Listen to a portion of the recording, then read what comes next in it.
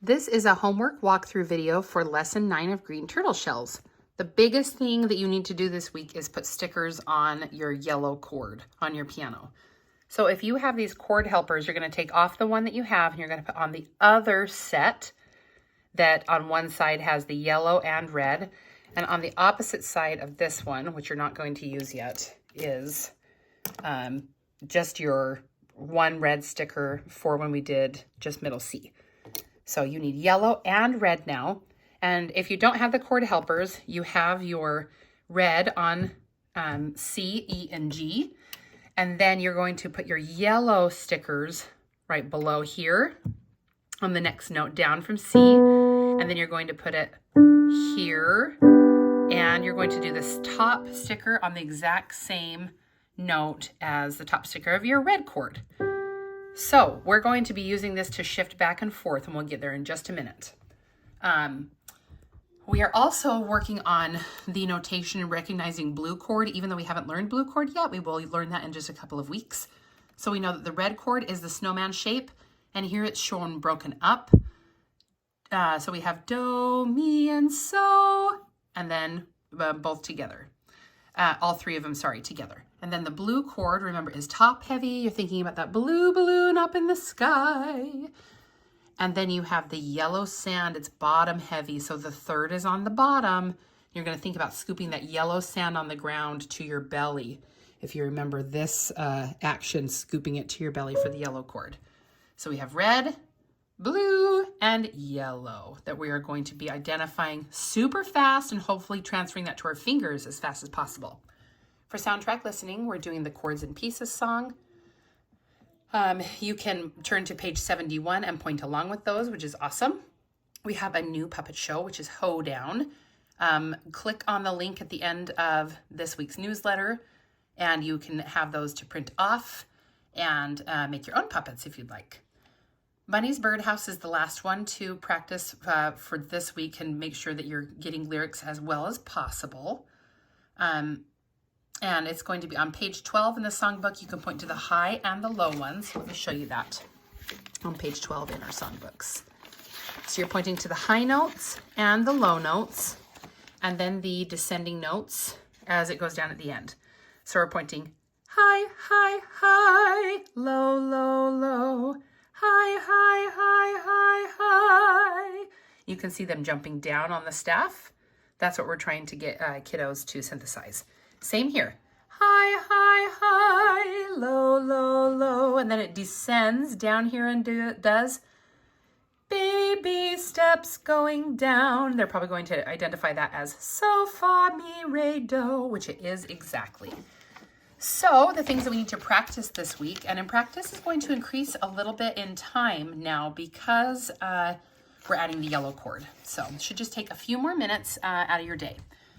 We're doing Do is Home. Before you put anything on the keyboard, sing it out loud and then try to check it with middle C with your thumb. Just as always. Middle C, Do is home. So I was a little high, but I was pretty close. Kit Kat keyboard, you're going to sing and you're going to review all the F's on the whole keyboard, then all the C's, and remember that you say them as you play them. So you're going to say F, because it's a group of 3, leads to F, leads down to F. F, F, F, all the way up and down the keyboard, and then C's, group of 2, down 1 is C. C, C, finding all those, as per usual. You're very good at bubble hands now. If you can call out finger numbers for kiddos to play, have them place their hand in C position in bubble hand shape. You call out a number. They have to play which one you say. Try to have them focus on keeping that bubble shape, which is going to be your wrist is nice and even, parallel to the ground, not any valleys or mountain wrists. You're going to have it be kind of flat, but the bubble shape stays. And our knuckles are trying not to buckle, though honestly, kiddos are still probably going to have some buckled knuckles at this point. But I once had a private teacher tell me, if you can teach a kiddo this correct hand shape, then any private teacher will be able to work with them lickety-split when they transfer to private lessons. So it's very, very important. Page 6 and 7 for Halloween is coming. You can either play along with the practice track, 28, which is slower, or the performance track is 29. So for our kiddos who are really getting this, it's feeling easy for them, have them play with the faster track on 29. They're going to play the red chord that is the major sounding one, just so we've been practicing it, snowman shape, pressing all 3 of these stickers down. And then the minor, remember our third finger creeps over. And I had a lot of issues with students last week playing this with different fingers. So make sure it's finger 3, not finger 2, sneaks down to that black key to play this note right here. We have not identified yet that this is called a flat. We just know that this is going to make it move to that black key, and that's fine. Kiddos don't need to know that this is a flat yet. But that is how you play the second verse. Halloween is here, Halloween's tonight, Halloween is here. And if you look, the last couple of measures of this are this chord broken up. So it's 5, 3, 1. The finger numbers there tell you, as they do in many songs in our books. But it's going to be the top note matches, middle note matches, bottom note is obviously middle C. You know how to play middle C every time you see this note. So it's going to be Halloween is here and I'm full of fright. Make sure that they practice breaking that up at the end there. And don't just play another minor red chord. Echo Edna, this is not new. We did this last week as well. Hand in C position on page 8, and you're just going to play along with that first line. They're honestly going to memorize this really quickly. That it's middle C, step up, step down, step up, step down, step up, step up, step down.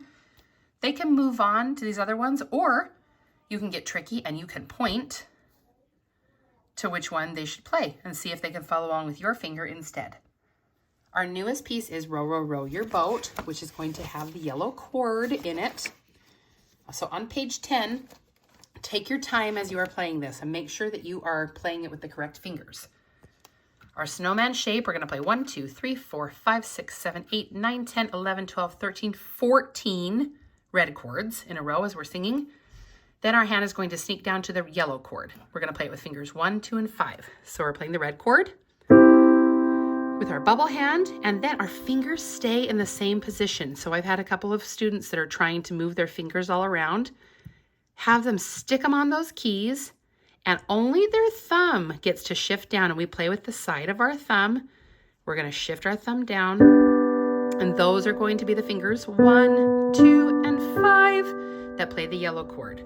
So again, our fingers don't move positions, and because this is the same as the red chord, we know that's going to stay.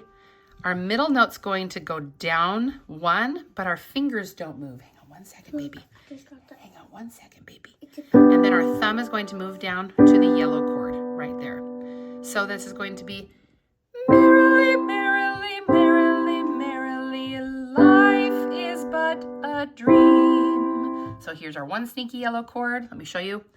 Merrily, merrily, merrily, merrily, yellow chord, red. Let me know if you have any questions.